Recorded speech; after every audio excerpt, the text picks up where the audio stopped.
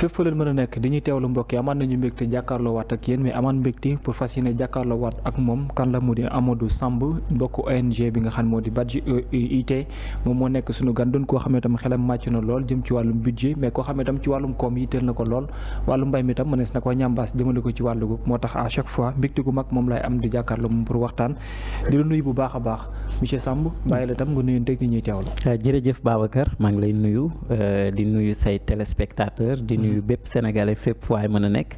et di am mbégte toujours di dellu si waat di jàkkaarloog yow. pour que ñu mën a waxtaan ci wàllum réew mi ak ci wàllum finance publique. ni nga ko waxee tigi wàllum réew mi mais finance publique bu ñu ko waxee wàllum koom également dafay ñëw taxaw ci benn wet lu jëm ci wàllum conjoncture également ñu jàpp ne tey ji au Sénégal. am na tollaay boo xamante ni am na ko lan la ñu mën a jàpp ci secteur bi nga xam moo di wàllum koom mais surtout cette conjoncture là au niveau national. conjoncture bi Babacar dafa nekk lu doy waar parce que Sénégal mën naa ni. damay sax tiit léeg-léeg su ma gisee que yenn sénégalais yi xel mu dal bi ñuy demee. parce que situation bi ñu toll buñ ko nangoo situation ak ñu ñàkk a nangu situation bu difficile la. mooy économiquement réew mi dafa metti dafa yu bare dafa taxaw. et mën naa ni bare na lu ko sooxe bokk na ci. mooy que bi nu voté sunu loi de finances initiale. parce que ba noppi demoon nañu ba yaakaar ni war nañu mën a doxal. mais am lu ñëw teewaat ñu wax ñu ne seen budget yi de chiffres yi ngeen di jox baaxul. FMI au niveau international xaalis bi fa waroon jóge am na luñ ci téye parce que en matière de transparence fiscale bu fekkee ni chiffres yi baaxul dañuy taxawaat. donc fi mu ne nii ñu génneel ñu ni nu chiffres yi ñu waxoon baaxul donc en matière de déficit budgétaire ak dette publique bu élevé. tëj à un tel point que mënatuñu lever des fonds. Et là c'est difficile. donc conjoncture bi lu jafe la lu metti la loo xamante ni population yi ñu ngi koy dund. et autorités yi aussi ñu ngi ciy def li nu mën mais mën naa ni jamono jii ñu toll nii et mën naa ni c'est au niveau international mais ma dellu si rek ci point bu am solo mooy quand on parle de conjoncture ñan ñoo koy gën a yëg mais c'est les citoyens. askan wi ñoo koy gën a yëg. qu'il y a pas assez de fonds levés pour di subventionner yéen. pour subventionner yéen yi. donc bu fekkee ni yow mi nga xamante ni yow la ñu jiital jox la jumtukaay parce que conjoncture du metti ba ni ministre bi de mi ngi doon daw essence bi jeex na. loolu conjoncture yeggu fa. bërki démb le président de l'Assemblée nationale nee na député yi foog ñu jox leen ay oto. donc foofu conjoncture bi yeggu fa. les autorités bu ñuy dem seen kii yi ñuy àndal ba léegi daanaka conjoncture yeggu fa. donc ñi koy yëg mooy la population bi nga xamante ni moo nekk ci suuf et en matière de contribution budgétaire population bi dafa bokk ci ñi ëpp ci lu ñuy contribuer ci budget bi que ça soit au niveau local que ça soit au niveau national donc situation bu jafe la. bu metti la boo xamante ni dafa laaj vraiment taxawaay. boo xamante ni ñi ngi ci mais je pense que. am na lu bare lu des loo xamante ni. luñ ci war a mën a indi la luñ ci war a mën a indi. mais aujourd'hui en termes de collaboration est-ce que dañu war a changer beneen dynamique bu yees pour mën a jëlee fi cette conjoncture là ou bien les autorités vis-à-vis FMI ak ñeneen and ban taxawaay lees war a mën a am pour qu'au moins ñu mën a nemmeeku que ne financement bu dana war a mën a antu mais lever ay fonds aussi mën a nekk une possibilité. situation bi autrement quoi. situation bi pour man. mënuñu wax autrement parce que état ni muy doxee dafa am day tënku ci lu ñuy woowee plan d'action. les nouvelles autorités dañu am seen plan d'action bu leer moom lañ tuddee seen plan d'action nationale bu horizon 2050 tënk ko ci déclinaison quinquennale bii nii mooy ci juróomi at yi ñun nii la ñuy doxee donc même les bailleurs au niveau international dañuy xool di gis boo ñëwee jàkkaarloo ñoom même buñ lay accompagner dañ lay accompagner par rapport ak yow sa doxalin. ñun suñu doxalin mooy que on veut avoir benn économie endogène nag mooy économie boo xamante ni dañ koy jëlee fii. ci kanam tuuti dañu bëgg dem ba bor sax dañ koy wàññi. parce que loolu mooy vision autorité yu bees yi. mais vision autorité yu bees yi bu fekkee ni dañ koo teg. ñu nekk ci situation économique boo xamante ni mi ngi ñuy pousser ñuy leb parce que les autorités n'attendaient pas la situation bi am avec l'audit des finances publiques. parce que dafa changer lépp dafa jaxase lépp donc même lu nu bañoon dinañ ko def mooy foog nga dem lever ji j'ai entendu qu'on a levé des fonds. en 5 ans on a levé 630 milliards.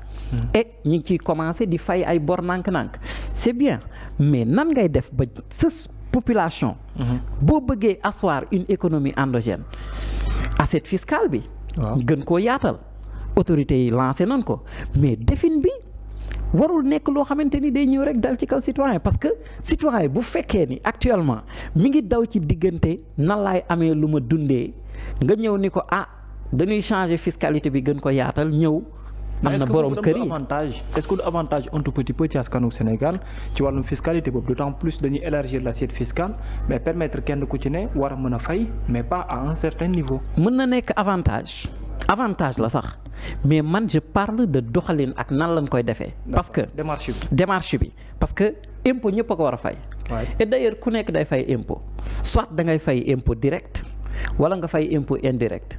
nee naa la boo duggee ci boutique bi jënd tàngal sax fay nga impôt donc impôt ku nekk mi ngi koy fay mais Sénégal amaguñu lu ñuy woowe la culture de l'impôt donc man dama gëm ni balaa ngay ñëw par exemple borom kër nga ñëw rek teg ko kayit ni ko kër gi day fay impôt au préalable dafa am foo war a jaar ñii nga xam ni amuñu culture impôt nga jàngal leen lan mooy culture de l'impôt et à travers plusieurs moyens démb maa ngi dégg premier ministre bi ni sénégalais ba ñu fay impôt daayira yi fu nuy verser gaa yi verser bañ nañ ko ba ñun wàllum verser ak cotiser dañ ko tàmm mais sama impôt bi may fay est-ce que dina ma permettre mu dellu siwaat ci sama dund looloo am solo man bu may fay impôt te sama koñ amul hôpital may fay impôt te sama doom jàngam jaarul fi mu war a jaar donc lu nu war a seetaat la ñun d'accord nañu ci élargissement de l'assiette fiscale parce que ñu bëgg kook ñu ñàkk ko bëgg fa la ñuy war a dem mais nag il faut le faire de manière progressive.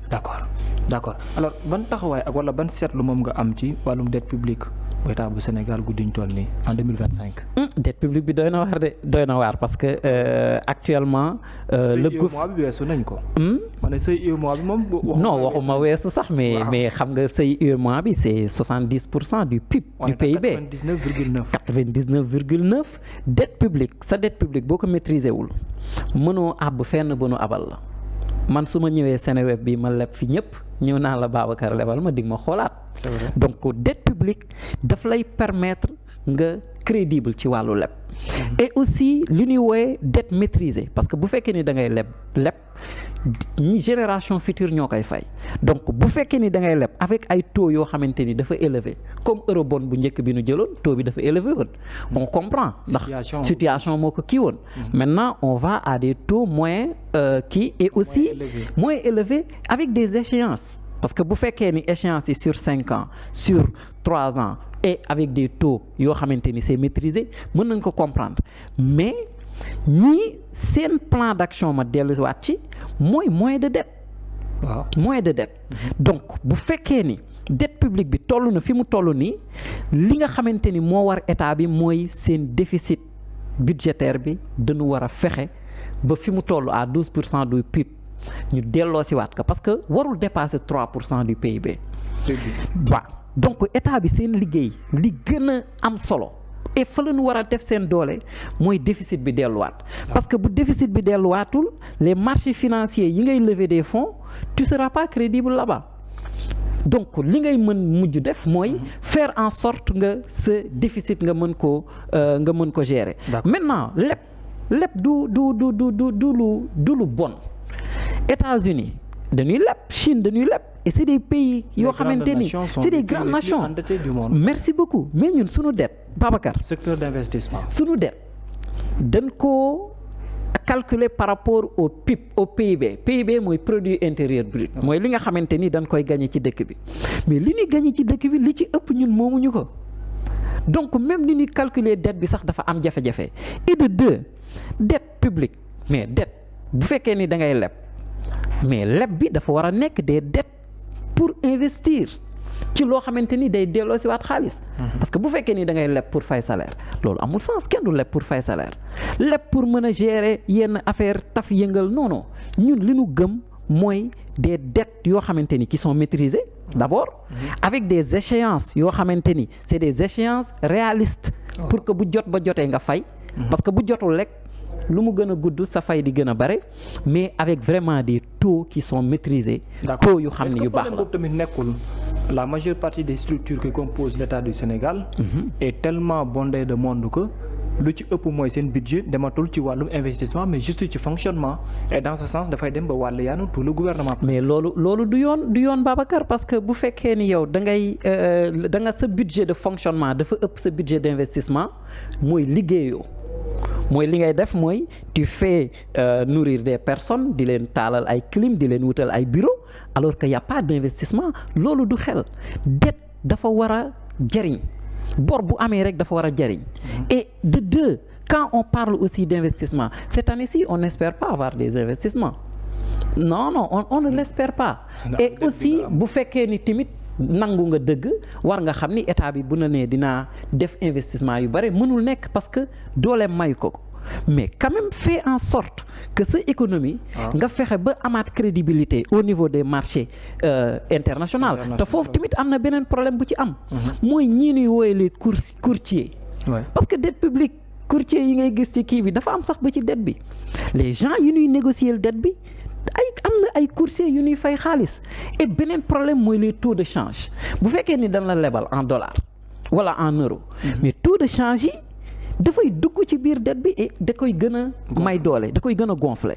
donc su fekkee ni dañuy wax wàllum dette il faut qu'on va vers des dettes maîtrisées et c'est ce qui va nous permettre vraiment que ñu crédible au niveau du marché au niveau international wàññi courtage bi mooy ñi nga xamante ni ñooy dox ci diggante bi ak aussi les taux de change ñu gën ko maîtriser je pense que l'économie endogène fi muy njëkkee mooy dette publique pour financer les secteurs d'avenir dette publique pour financer l'agriculture waxuma agrobusiness rek de mais agrobusiness nga boole kaak agroécologie mooy l'agriculture durable mooy mbay mi nga xamante ni doo ci utiliser engrais chimique doo ci utiliser mooy du lor ëllëg mais boole kaak tamit agrobusiness parce que agrobusiness mënul ñàkk même si sunu ministre bi bon li ma seetlu moom il est plus focus agrobusiness mais je pense que war na gën a may doole l'agroécologique dette publique pour financer les secteurs d'avenir tels que l'IA l'intelligence artificielle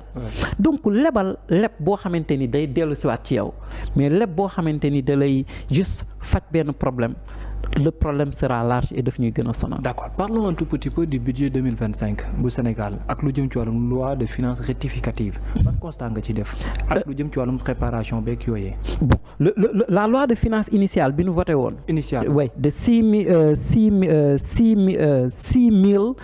6,395 milliards. moom la ñu voté woon. et pourtant. loi de finance ne woon naa le budget xayma la dañ doon xayma rek et xayma yi dem nañ ba ci biir ñu ni leen chiffres yi baaxul donc dañuy delluwaat assemblée voilà et maintenant bu ñuy delluwaat assemblée y a une procédure mooy que les ministères sectoriels mooy ministère bu nekk war nga dellu si waat xoolaat ñu càmbaraat sa budget xool li mën a nekk ak li mënul nekk et l'État a benn innovation boo xamante ni mën na nangu ni lu baax la mooy que maintenant projets yi ministères yi du ñu ñëw rek sànni projets yi noonu les projets sont validés dafa am benn comité boo xamante ni avec 10 directeurs yu nekk ministère des finances boo indee sa projet ministère ñoom ñooy xool càmbar ba ni lii nan ko valider ak buñ ko valider. en termes de certification. en termes déjà de soutenabilité ndax sa projet bi. ministère bi attan na ko. mais transparence surtout. ak transparence surtout. mais malheureusement comme transparence bi c'est intéressant muy malheureusement nit ñi duñ ci xam lu bare.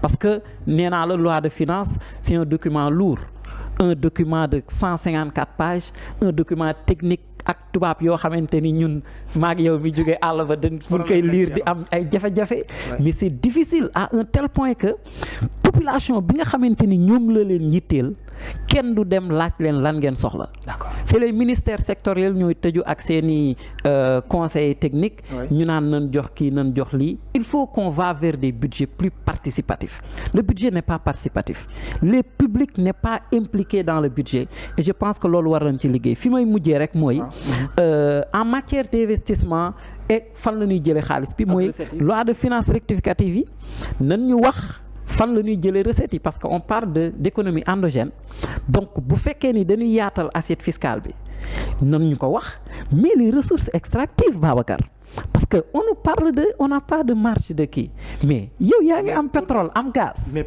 pourtant cette année-ci li ñu gis mooy que ne am na une très grande hausse. waaw mais parce que dividende yi il paraît commencé nañ léegi di ko solwe. bien sûr le rapport ITIE génn na di recouvrer également rapport aussi. ITIE génn na. voilà waaw. mais bu fekkee ni am na hausse ni nga génnee ni situation bi dafa metti dañu bëgg ñu wàññi yooyu yi bu amee hausse na ni am na hausse nanu électricité bi dañ koy wàññi parce que ñu ngi dem gaz to power. ñu impacté directement ci kii. dafa war a impacté. da nga ko war a yëg ku nekk yëg ko. et je pense que bu mettee ni ko ñu ñëpp war a yëgee bu neexee na ko ñëpp yëg. et que on attend la loi de finances wala nag pour yow. non pour man quelque luñ mën a am ci recette pour ñëw injecter ko ci budget bi. non duñ ko doxalee noonu parce que état du doxee noonu. il faut que y a des choses à respecter. ñun pétrole beeg gaz bi du loo xam ni dañuy ñëw rek di tànk di sotti non moomuñu ko y a des procédures. on a des partenaires. d'accord y a les entreprises multinationales yi koy doxal et par rapport au budget dafay am ay recettes yoo xamante ni c'est des recettes spécifiques. yoo xam ne day dugg ci foofu y a même les fonds intergénérationnels xaalis boo xamante ni dañ koy jël yóbbul ko suñuy doom yi ëllëg. donc c'est bien organisé. mais bu fekkee ni da nga ni gaz to power fan yee ñu couper courant yëpp. waaw mais boo xasee ba dugal gaz to power maintenant. il faut que nit ñi yëg gaz to power bi nan la courant bi wàccee ci sa woyofal. daf ci war a feeñ et Sénégal bu fekkee ni wàcceel nga ko. énergie wàcceel ko lu muy lekk wàcceel ko lu muy naan ak son transport mais doo régler problème bi mais au moins di nga ko atténuer. Actuellement on a besoin d'atténuer buñ ko atténuer rek économiquement. après gouvernement bi dina mën a sax liggéey quoi. dina mën a dem conférence internationale bu jëm ci wàllum financement ak développement bi xewee ci Séville ak notamment Espagne. Sénégal yan attente lañ ci mën a xaar ne au moins daanañ ko am wala dinañ ko fa jëlee ji ci conférence internationale boobu. jërëjëf conférence boobu di FFD4 bii di 4e conférence internationale bi am gouvernement yi war fa teew Sénégal war fa bokk ñun ñi waa société civile sax dinañ fa teew ñi liggéey ci wàllum économie bu njëkk pays anglophones yi ñoo ci daan gën a ràññeeku. D'accord. Parce que anglophones yi ils sont pragmatiques seen liggéey moo gën a pragmatique francophone buñ ko nangoo. D'accord. mais maintenant ci lañu booloo ñun ñi nga xamante ni ñooy waa société civile yi nekk Sénégal booloo ci agenda Afrique. ñu ni ci wàllum koom ñu ni nanu fexe ba am fa représentation bu baax ànd ak état bi dimbali leen. donc pour cela booloo nanu ak organisation yu bare ONG 3D mi ngi ci biir Forum Civil organisation plateforme des acteurs non étatiques avec tous les secteurs yi liggéey ci wàllum économie ñu booloo tënk ay recommandations yu dëgër. D'accord. et toutes ces recommandations tënk doon ko démb ci hôtel Azalay et bu nu paree dinañu mën a dem parce que la 30 juin lañ koy def. ànd ak autorités yi pour ñëw ni ñun financement futur yi lii la ñu bëgg. alors au-delà de ces recommandations yi ngeen def ba mu tegale concrètement lan mooy nekk seen rôle auprès de ces autorités et par rapport aux bailleurs yi nga xamante ni ñoom ñoo leen mën a dimbal dans le cadre de ces financements là. jërëjëf rôle société civile li ci ëpp dafay am benn accompagnement technique parce que ay borom xam-xam ñoo ci nekk. donc li ñuy woowee plaidoyer da ciy bokk. li ñuy woowee renforcement de capacité da ci bokk. mais aussi orientation en matière de politique parce que. On parle maintenant du financement futur mooy le financement durable le financement vert ñi ngi wax wàllum xëy amul te emploi vert li mu mën a xëcc ci ay ndaw kenn mënu ko compter. D'accord. Donc le financement est là. Oui. Donc l'objectif c'est juste de pousser les autorités pour que ñu xam fan la ñuy jaar pour am financement yooyu te dinañ ci ànd ak ñoom ba mu baax. Beneen bi mooy li wàllum kii international c'est-à-dire le cadre au niveau international. Wàllum économie. Nan la ñuy lever des fonds nan la ñuy permettre que population au niveau endogène fonds yi nga xamante ni mën nañ ko lever ñoom ñu mën cee gis seen bopp. Et quand on parle de la société civile ñun on est le peuple on est le public. Parce que ñun ñooy dend ak nit ñi ñooy ànd ak nit ñi ñooy nekk ak nit ñi. nekk seen biir donc on va accompagner les autorités et actuellement on a déjà fixé beaucoup de recommandations yu leer sur le financement de l'agriculture notamment. Voilà notamment foofu laa bëggoon ñëw quels sont les secteurs qui sont ciblés selon vous wala yéen yenn secteur moom ngeen fas yéene recommander état pour ne bu lever ay fonds bu ko mën a injecter foofu na ko fa def. Bon ñun li ñuy def mooy dañuy topp état ci plan om maintenant ci biir plan wu état boobu ñu xool lan moo ci gën a pertinent secteur prioritaire ci wàllu état c'est les secteurs primaires agriculture élevage ak pêche et maintenant buñ ci dugalee ce qu'on appelle les secteurs des ressources extractives ak li ñuy wooye les industries autant pour moi mooy le secteur secondaire industrie manufacture ak maintenant li ñuy wooye l'économie durable avec les ressources durables c'est-à-dire le vert li ñuy wooye le green tout ce qui est projet et programme vert sera pris en compte ak aussi ñu jox leen des recommandations sur nan la ñuy amee des dettes maîtrisées maintenant ci secteur agriculture agriculture mix la war doon on parle maintenant de mix énergie xam nga léegi pétrole wax na ni du ñu yem ci pétrole parce que JETP nee nanu am mix énergie di utiliser énergie renouvelable di ko boole énergie fossile donc ci wàllu agriculture loolu lañ bëgg ni ñuy amee business agriculture agro business mais nga boole kaak lu ñuy wooyee agroécologie parce que l'agroécologie moom mooy permettre suuf si di dund te doo ko gaañ et aussi suñuy doom yi mën ci di bay mais boo mettre l'accent seulement sur l'agrobusiness xam naa li may wax ni moom yaa ma ko gën a xam suuf si bu gaañoo doo ci mën a di ci bay li nga daan am chaque année day gën a wàññeeku parce que doye bi suuf bi war am pour contenir li ngay bay chaque année dafay gën di néew yaa ma ko gën a xam et aussi mettre l'accent sur comment financer ton développement li naan grow what you eat and eat what you grow mooy nga bay li ngay dundee di dundee li ngay bay et que ëllëg ak si biir ñu dem bay exporter et que sunu économie gën a am doole parce que ñun duñu wuteeg gouvernement bi ci plan bi mu am économie endogène la ñu bëgg dañu bëgg ëllëg ak si biir ñu dem ba leb bi wàññeeku ñu sur benn économie endogène ñun dañuy ànd ak ñoom ci nan ngay fexe ba am économie endogène mooy sa agriculture nga maîtriser ko sa énergie nga maîtriser ko say ndaw nga fexe leen maîtriser et à travers ça nag li ci gën a important mooy la transparence et la redevabilité te loolu fenn rek lay jaar mooy dalal xel ba ko war a joxe lan mooy dalal xel mooy digitalisation complète une digitalisation totale à tous les niveaux fexe ba lépp digital je pense que peut-être avec le New Deal le New Deal c'est intéressant mais aussi da nga koy connecté parce que bu ma jëlee douane par exemple ma digitaliser douane à part digitaliser impôt et domaine à part douane ak impôt et domaine du ñu mën a connecté parce que Gaïndé 2000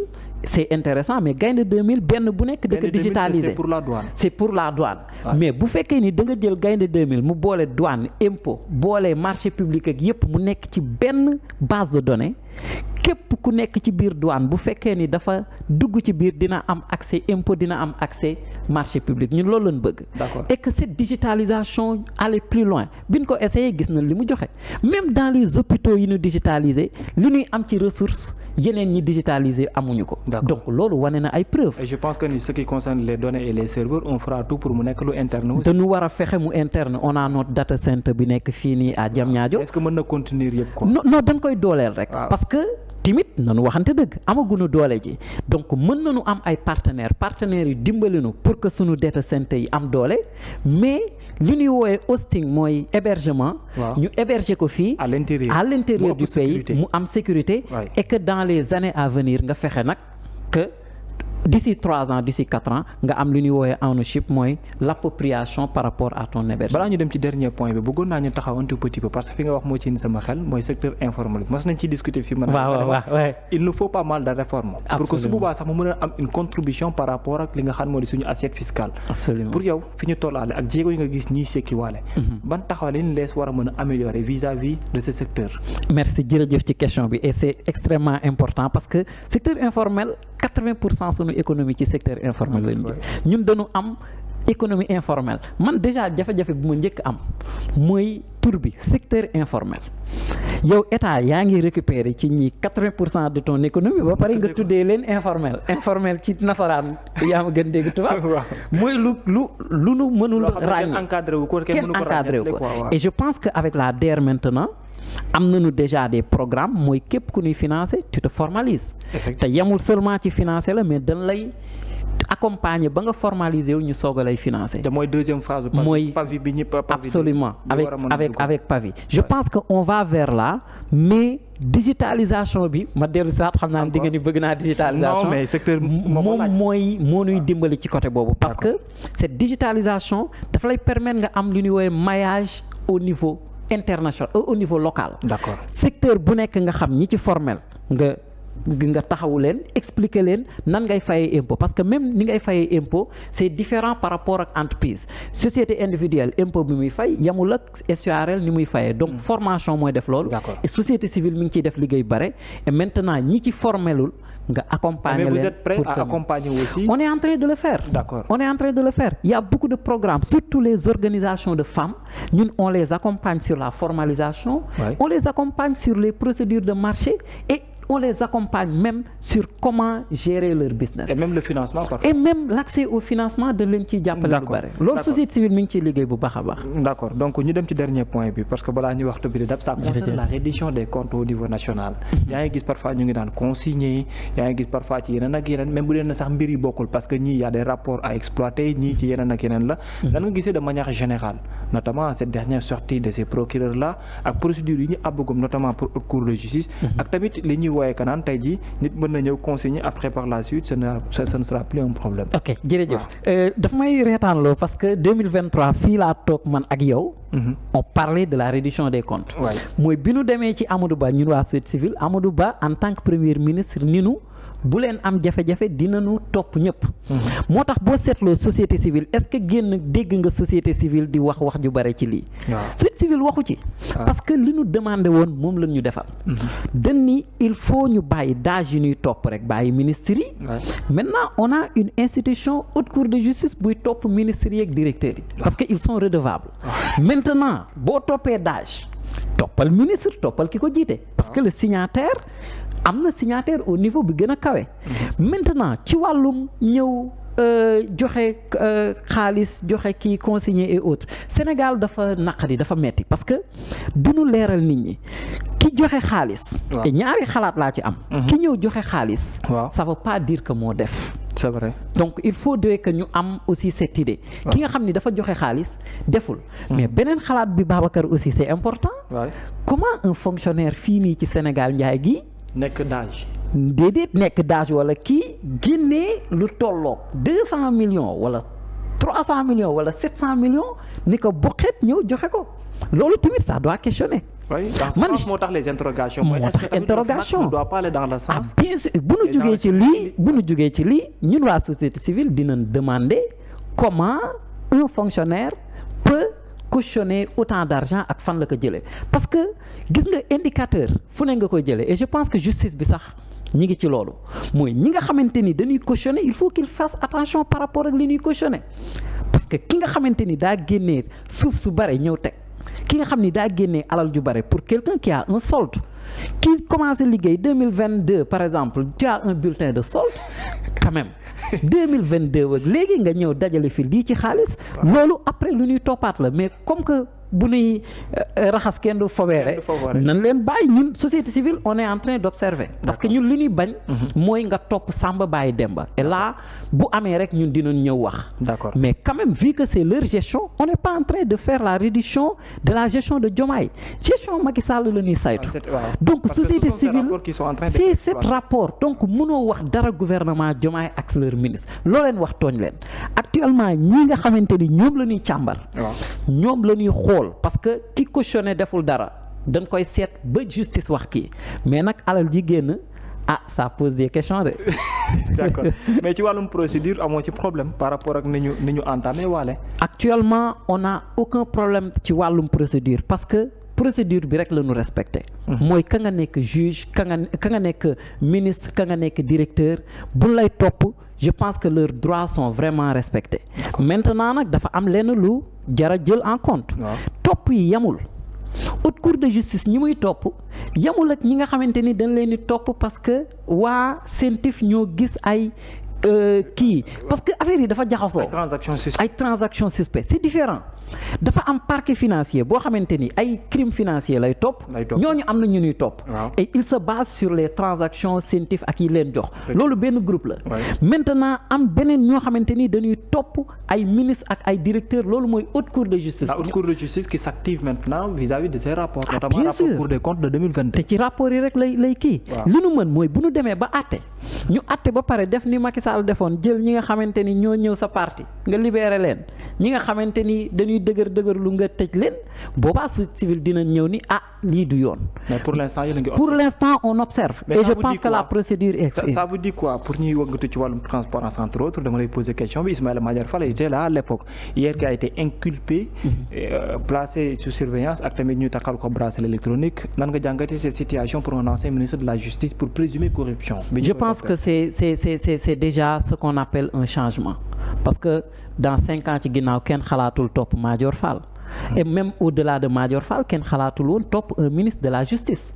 Donc c'est un changement et c'est vraiment déterminant et dina tax ministre bu nekk ak kii bu nekk bàyyi sa xel mais en matière de transparence ça c'est de la transparence. Mais bu fekkee ni à terme dem nañ ba Madior Fall deful dara je pense que dañ ko war a bàyyi parce que c'est un professeur mu am na lum ñuy jariñ. Mais bu defee Madior Fall est redevable à tous les niveaux comme ki nga xamante ni kii et aussi ci wàllum lutte contre la corruption et je pense que mën naa ci wax dara tuuti rek boo ma ko mayee mooy les projets et investissements publics le fait que ñu am comité de validation boobu dañ ko war a gën a yaatal parce que bu fekkee ni directeur wala ministre am na droit waxtaan ak benn nit ci en matière de marché public pour lui dire que boo ma joxee lii parce que bon je dis pas que Madior Fall l'a fait lii voilà de cas de manière générale parce que leçon d'école la donc un ministre wala un directeur je pense que warul am mais trop sur ce qu'on appelle marché yi ñuy jël kii les mains liées vis-à-vis de ça et finalement lan la Madior wax nee na waa ji daf ma gónde parce que affaire de technologie la doon wax et ça montre notre déficit en matière de technologie donc je pense que ARMP et DCMP war na leen gën a dooleel pour que en matière de marché public ñu mën ci kii en tout cas ñu ngi gis ay jéego même si en matière de organisation yi liggéey ci droit de l'homme ñun liggéeyuñ ci ñi ngi wax naan am na ay problème droit de l'homme kii ak lii ñun on travaille pas sur ça mais ñun ci wàllum reddition des comptes yorin gu mucc ayib je pense que la machine est en marche et là on est en train d'observer lu ci am rek man bu ñu yàlla maye bakkan dinaa ñëw fii toogaat yow incha allah maa ngi lay jaajëfal bu baax remercier la ci waxtaan bi jërëjëf Babacar c'est toujours un plaisir de parler avec toi c'est partagé également aussi merci beaucoup mu nekkoon Amadou Samb moo doonoon sunu gan bokk ci Badji IT donc également ci société civile bi nga xam ne seen taxawaay lu ci ëpp ci wàllum koom moom la ëmb jaajëfal ko bu baax a baax mais jaajëfal également Alioune Ba mi nekkoon ci wàllum xarala gi jërë ngeen jëf ci kanam incha allah ñu yendoog jàmm